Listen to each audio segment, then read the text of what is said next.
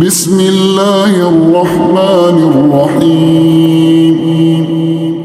تبارك الذي بيده الملك وهو على كل شيء قدير الذي خلق الموت والحياة ليبلوكم أيكم أحسن عملا وهو العزيز الغفور الذي خلق 7 سماوات طباقا ما ترى في خلق الرحمن من تفاوت فارجع البصر هل ترى من فطور ثم ارجع البصر كرتين ينقلب إليك البصر خاسئا وهو حسير ولقد زينا السماء الدنيا بمصابيح وجعلناها رجوما للشياطين وأعتدنا لهم عذاب السعير وللذين كفروا بربهم عذاب جهنم وبئس المصير إذا ألقوا فيها سمعوا لها شهيقا وهي تفور تكاد تميز من الغيظ كلما ألقي فيها فوج سألهم خزنتها ألم يأتكم نذير قالوا بلى قد جاءنا نذير فكذبنا وقلنا ما نزل الله من شيء إن أنتم إلا في ضلال كبير وقالوا لو كنا نسمع أو نعقل ما كنا في أصحاب السعير فاعترفوا بذنبهم فسحقا لأصحاب السعير إن الذين يخشون ربهم بالغيب لهم مغفرة وأجر كبير وأسروا قولكم أو اجهروا به إنه عليم بذات الصدور ألا يعلم من خلق وهو اللطيف الخبير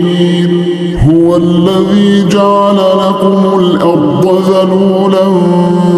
فامشوا في مناكبها وكلوا من رزقه وإليه النشور أأمنتم من في السماء أن يخسف بكم الأرض فإذا هي تمور أم أمنتم من في السماء أن يرسل عليكم حاصبا فستعلمون كيف نذير ولقد كذب الذين من قبلهم فكيف كان نكير أولم يروا إلى الطير فوقهم صافات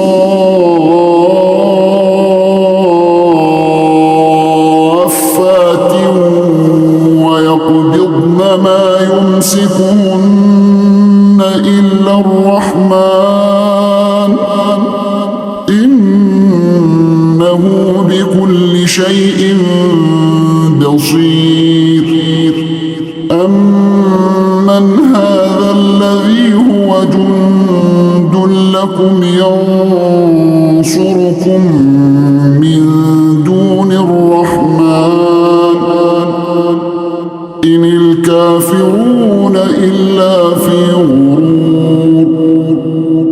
أمن هذا الذي يرزقكم إن أمسك رزقه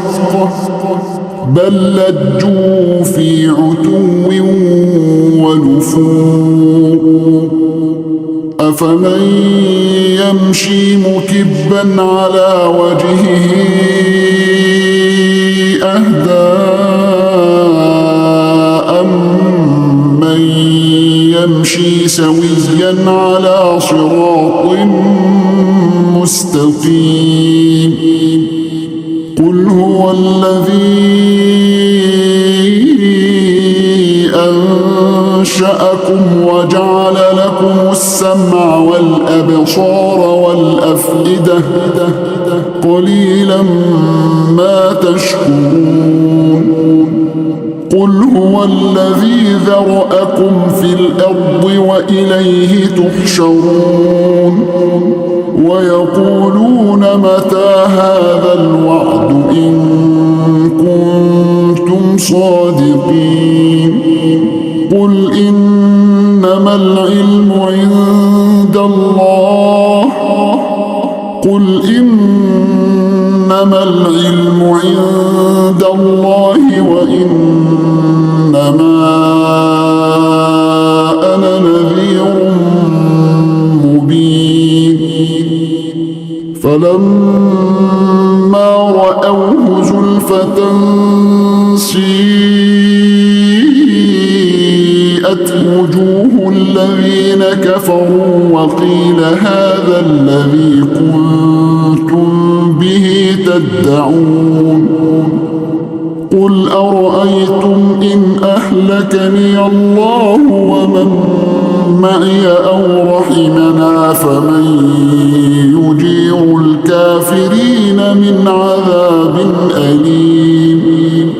قل هو الرحمن